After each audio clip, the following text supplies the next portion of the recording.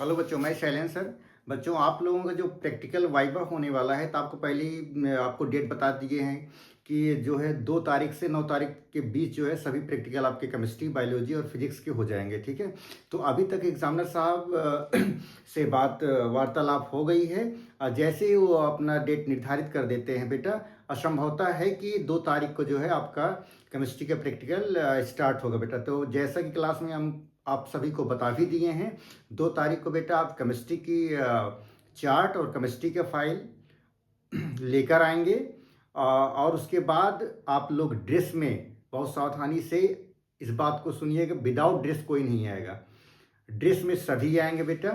ठीक है, चार्ट और फाइल के साथ। बेटा कुछ बच्चे आज चार्ट दिखा रहे थे हमें क्लास में, तो बहुत सारे बच्चे डैनियल सेल चार्ट बनाए हुए हैं। डैनियल सेल के बारे में बनाए हुए, उनमें से मैं कुछ क्वेश्चंस किया हुआ था जिस पर जो है बच्चे जो बहुत स्पष्ट हमें जवाब नहीं दे पाए थे। तो हमें लगा कि आप सबके जो है जो डैनियल सेल के बारे में जो एग्जामिनर साहब क्वेश्चंस करते हैं वो सब आपको बताऊं, और बहुत सावधानी से बेटा आप लोग रिलैक्स होकर आप वाइवा दीजिए, घबराइएगा मत।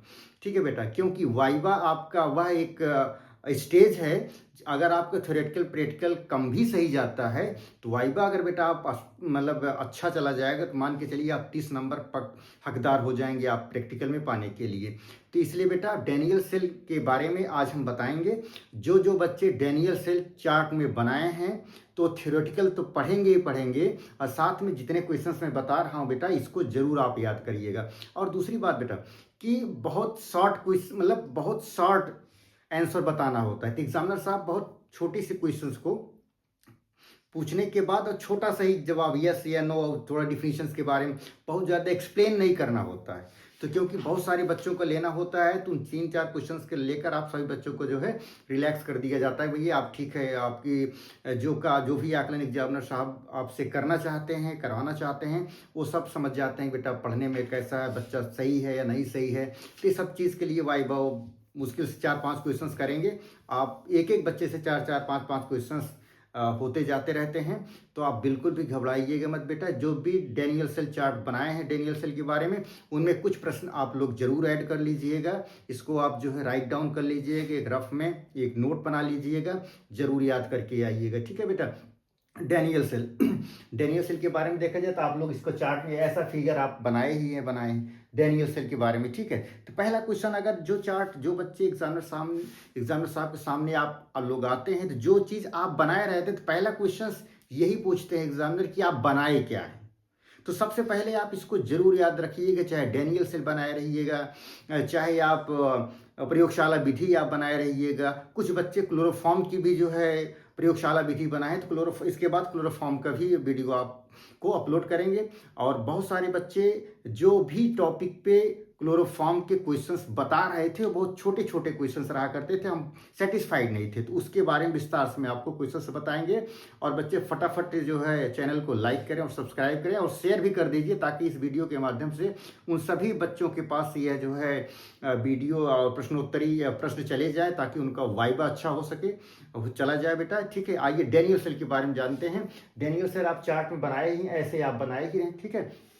डैनियल सेल ये उपकरण के बारे में देखिए, इस पर देखिए। दूसरी चीज, ये आपका डैनियल सेल आप चार्ट में बनाएं, जो भी आप चार्ट, चाहे आपका व्हाइट चार्ट हो, येलो चार्ट हो, उसके बाद कोई कलरफुल जो भी चार्ट रहता है आप बनाए रहिए, कोई दिक्कत नहीं है, सभी सब सही है। ठीक है बेटा। तो इसमें क्या है देखिए, ये 2 आपके बीकर हैं, और इसमें 2 क्या है, पहला तो ये आपका रॉड है।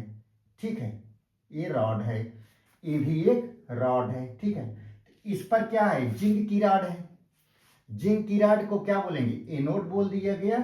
और ये दूसरी रॉड जो कापर की है, इसको क्या बोल दिए गए, कैथोड बोल दिए जाए।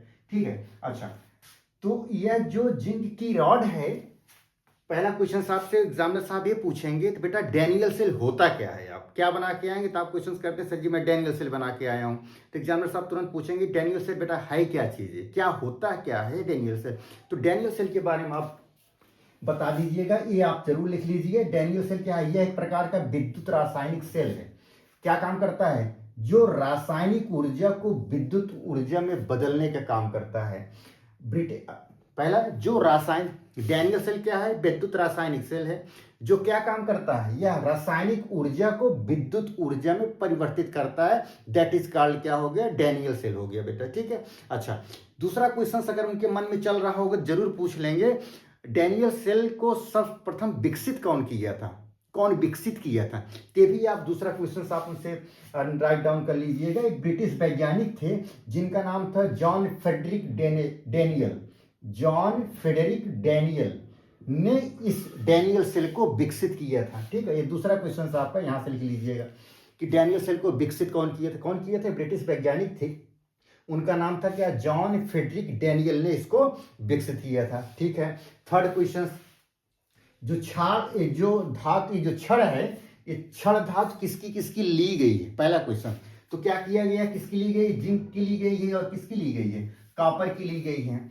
जिंक की ली गई है और कॉपर की ली गई। जिंक को क्या कह दिए गए, एनोड, और कॉपर को क्या कह दिए, कैथोड। एनोड पर क्या, जिंक पर क्या है, minus charge, minus negative charge हुआ, माइनस चार्ज निगेटिव चार्ज हुआ, और इस पर कैथोड पर क्या हुआ, पॉजिटिव चार्ज हुआ, ठीक है।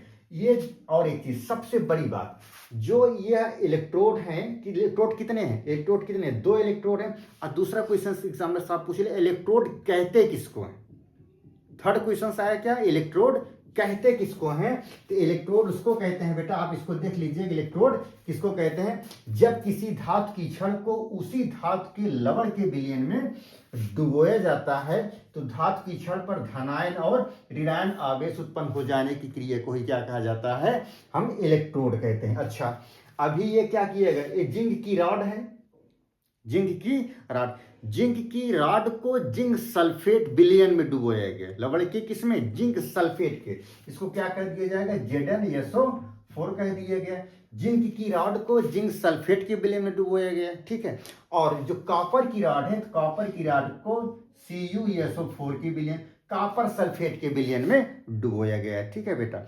अच्छा, ये चीज हो गई।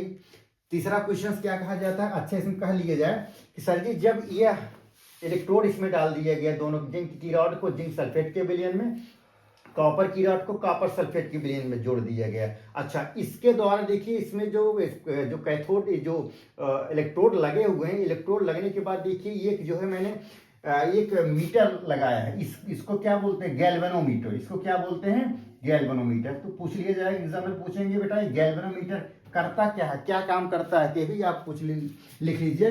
गैल्वेनोमीटर क्या करता है, धारा मापने का काम करता है, धारा मापने का काम करता है। अच्छा, धारा की प्रवाह की दिशा क्या होगी, इसका इलेक्ट्रॉन चलेगा कैसे, कैसे करेगा, जिंक से कॉपर की ओर, माइनस से प्लस की ओर। जैसे ही ये देखिए युक्ति जो बन रही है, ये आपका जो ऑपरेटर्स जो इंस्ट्रूमेंट बनाया जा रहा है गैल्वेनिक सेल में, ये 2 बीकर हैं। बीकर में देखिए इसमें कॉपर जिंक सल्फेट का विलयन, और जिंक सल्फेट के विलयन में जिंक की रॉड को, और कॉपर सल्फेट के विलयन में कॉपर की रॉड को लेकर इसको जो है गैल्वेनोमीटर से जोड़ दिया जाता है। तो अब आप तीसरा क्वेश्चन एग्जामिनर साहब पूछते हैं कि बेटा अच्छा बताइए, क्या इतना करने पर क्या यह परिपथ कंप्लीट हो गया। तो तुरंत आप क्वेश्चन कह दिए सर जी नहीं कंप्लीट हुआ। क्यों नहीं कंप्लीट हुआ, कहा सर जी इस पर एक ब्रिज बनाइए, जब ब्रिज बनाइएगा तभी धारा इसमें जो है उत्पन्न होगी, तभी जो है हमारा परिपथ कंप्लीट होगा। तो यह जो यहां से देख रहे हैं इसको, यहां से ये जो इस Zn कॉपर सल्फेट के विलयन को जिंक सल्फेट के विलयन को कॉपर सल्फेट के विलयन से जब जोड़ा गया, यह जो ब्रिज का काम करता है ये किसकी बनी होती है बेटा, ये बहुत एग्जामिनर पूछता है, इसको जरूर आप अंडरलाइन करके बेटा याद करिएगा। बार बार कई बार क्वेश्चंस पूछे हैं, बहुत सारे बच्चे इसका निगेटिव उत्तर दे देते हैं जिससे उसका नंबर जो है माइनस हो जाता है। यह जो ब्रिज बनी है, ब्रिज किसकी बनी होती है, KCl पोटेशियम क्लोराइड या KCN पोटेशियम साइनाइड की बनी होती है बेटा। किसकी बनी होती है, KCl या KCN पोटेशियम क्लोराइड या पोटेशियम साइनाइड की बनी होती है, ठीक है। अच्छा, दूसरा, अब तीसरा नेक्स्ट क्वेश्चन एग्जामिनर पूछता है, क्या यह जो ब्रिज बना है ये क्या काम करने के लिए बना है, किस लिए बना हुआ है, क्या काम करता है। यह जो अर्धसेल है, जो अर्धसेल तब तक अर्धसेल है जब तक इस ब्रिज को नहीं जोड़ा जाता, तब तक इसको क्या बोला जाता है, अर्धसेल। जैसे इसको जोड़ दिया जाता है तो धारा जो है प्रवाहित होने लगती है। इन दो अर्ध सेलों को जोड़ने का काम क्या कर रही, KCl और KCN कर रही। अच्छा, नेक्स्ट क्वेश्चन और लास्ट क्वेश्चन ये पूछता है बेटा, अच्छा आप ये बताइए, जो आप लवण क्षेत्र का ये जो सॉरी जो आपका डेनियल सेल है, जो आपने स्ट्रक्चर बनाया है, क्या इसको मैं जो ब्रिज बनाए हैं आप KCl और KCN की जो ब्रिज बनाए हैं, अगर मैं इसको हटा दूं तो आप क्या मापेंगे, क्या उसकी धारा कितना होगा, तो क्या होगा, उसकी वोल्टता कितनी हो जाएगी, वोल्टता बेटवा उसकी 0 हो जाएगी। बहुत फेमस क्वेश्चन है। अगर इस परिपथ को यहाँ से हटा दिया जाए, जाहिर सी बात है परिपथ हटा दिया जाएगा तो यह जो सेल जो है काम नहीं करेगा, तो उसकी वोल्टता क्या हो जाएगी, यहाँ पर गैल्वेनोमीटर पे माप ली जाती है, 0 हो जाती है बेटा, ठीक है। तो जितने क्वेश्चंस आप डैनियल सेल के बारे में बताए जा सकते हैं, एग्जामिनर पूछते हैं बेटा, मैं इसको बता दिया हूँ। जरूर से जरूर आप इसको जो है पॉइंट आउट करके याद करिएगा, ठीक है बेटा। आप इसका स्क्रीनशॉट ले लीजिए, ठीक है। इसके बाद क्लोरोफॉर्म की क्लास आपको करवा रहे हैं, ठीक है बेटा, इसको आप स्क्रीनशॉट लीजिए।